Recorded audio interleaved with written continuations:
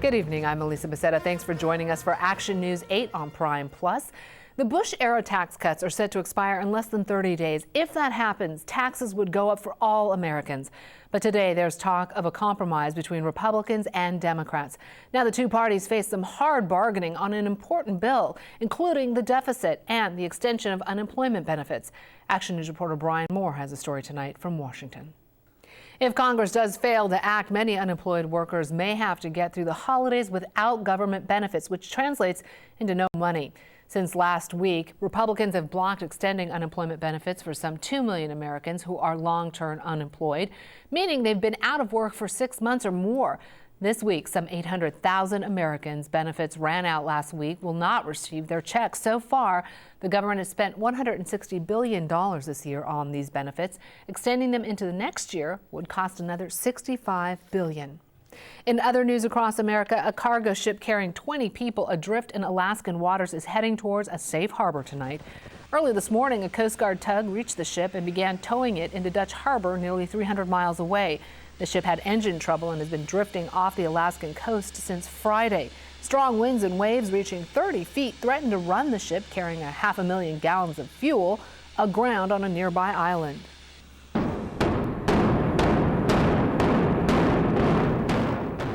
Quite a sound. It sounded like the 4th of July in Fort Worth, Texas today, as part of Texas Christian University's football stadium came down in a planned implosion.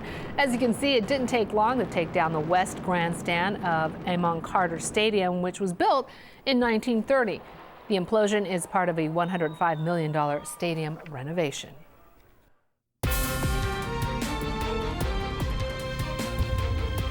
In news around the state, 2 people were stabbed during a fight involving up to 75 football fans right before last night's game between USC and UCLA. You can see the damaged table, cups spilled everywhere. It's well down there where the tarps are.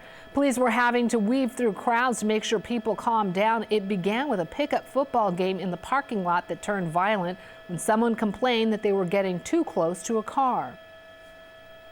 A bunch of our friends were over here throwing the football back and forth, and it went from like 0 to 100 in about 2 seconds. Like a bunch of people just came running across, and I ran over here and just tried to start pulling people off, but it all ended up right over here. The 2 stabbing victims were rushed to the hospital. They're reported to be in fair condition. 2 officers also got hurt trying to calm down the fight. Police have arrested 2 people.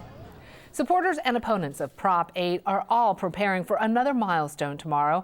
At 10 Monday morning, a legal challenge for same-sex marriage is set to unfold in a federal appeals court in San Francisco.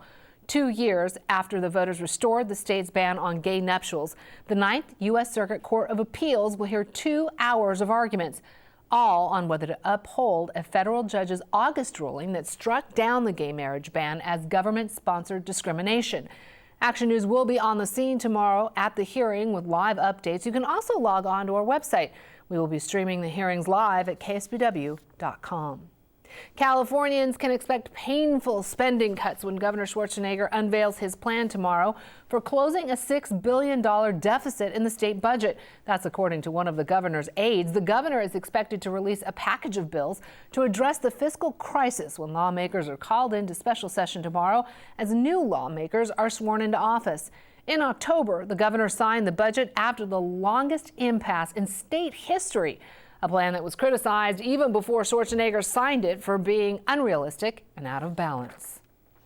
A sea lion was caught wandering pretty far from its home in the San Francisco Bay yesterday, ending up on this elementary school playground near San Francisco.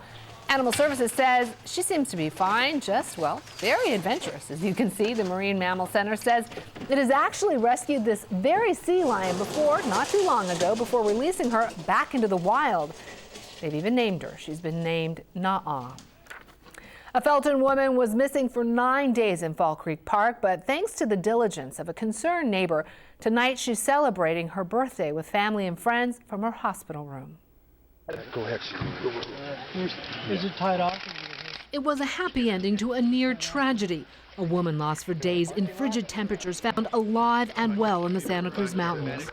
think I had an out-of-body experience when I found out she was still alive. It was just such a happy ending and such a miracle. Deborah Collins went missing the day before Thanksgiving, but friends and neighbors refused to give up hope of finding her alive. In fact, many neighbors had organized a search party on the very day she was found. The people that were close to her and know her routines were pretty sure she was up in Fall Creek. According to Joachim DeGuara, Deborah went running on a remote trail, injured her ankle, and fell into a ravine. And that's where he and his son found her. I thought, well, why don't we just check out this side trail and see where it leads, and luckily it led to her. An amazing story of heroism. I don't feel that I'm a hero, I just feel that I got lucky in being able to help and be a part of this. He doesn't have a cape on. Don't have a cape, that's right. It's an example of how people in this neighborhood look out for each other. We live in an amazing community. We all really care about one another, and it shows. And that's a gift for Deborah Collins, especially at this time of year. Oh, we're elated. We're calling it the miracle on Heen Street. And according to the hospital, Deborah is in good spirits and remains in stable condition tonight.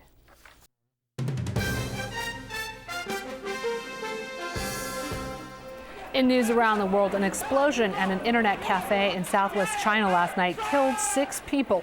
At least 37 others were injured. The powerful blast destroyed the cafe and blew the windows out of nearby buildings.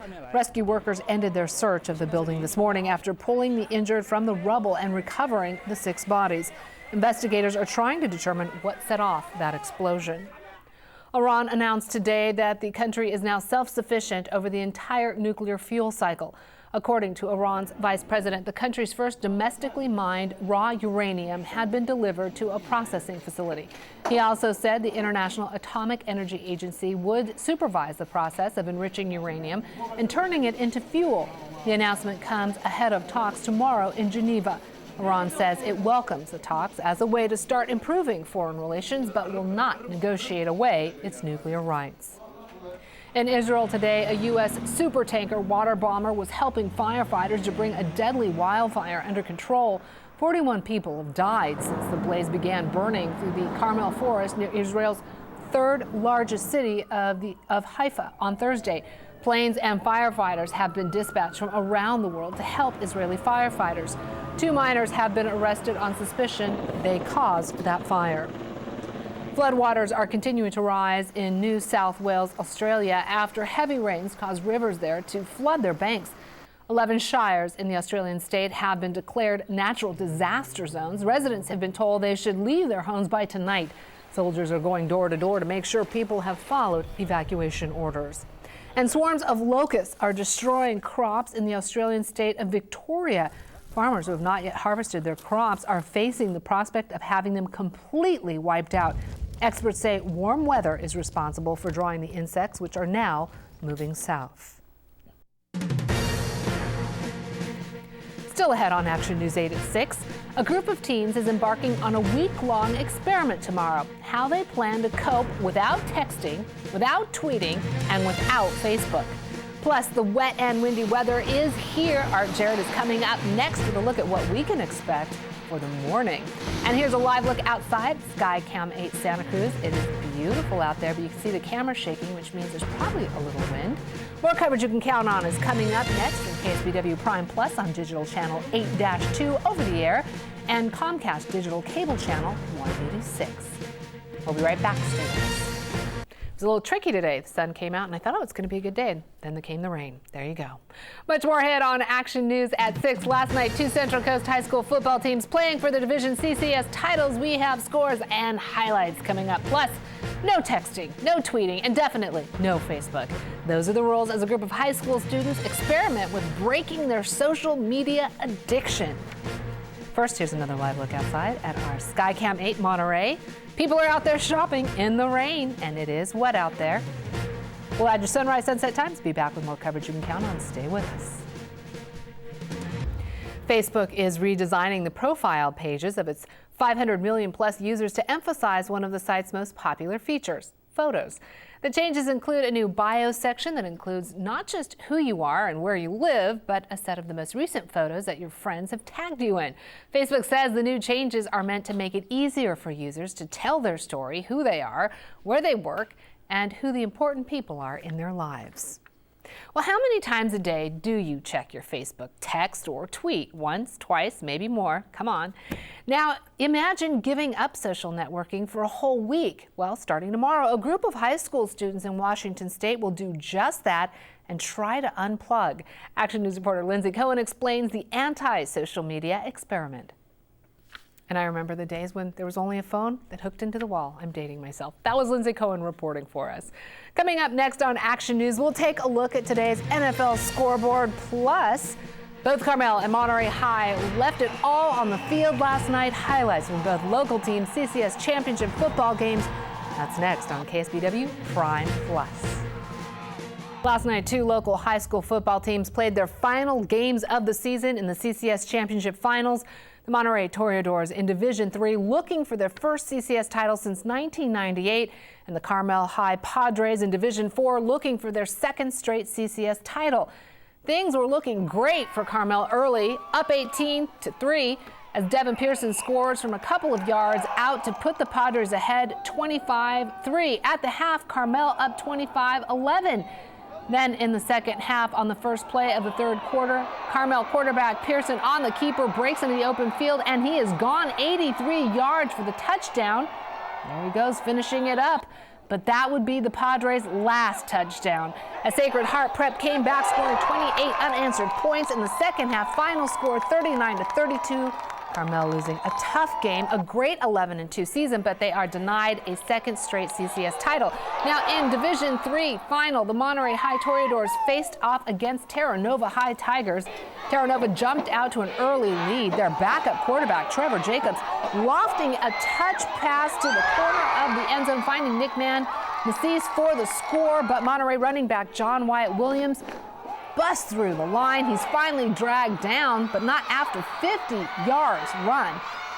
The Monterey defense showed up as well. Defense, Terra Nova driving, but this pass is picked off by Allen Hood to stop the Tigers and give the Toreadors the ball.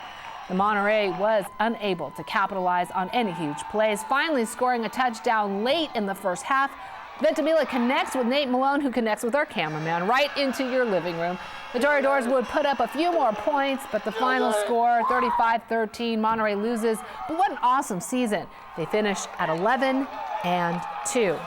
And today in the NFL at Lambeau Field, the Packers beat the San Francisco 49ers 34-16, and the Chargers played host to the Raiders in San Diego as Oakland's Jason Campbell took advantage of some early turnovers by the Chargers. Campbell ran for a 9-yard touchdown and then threw a 4-yard touchdown to Jacoby Ford.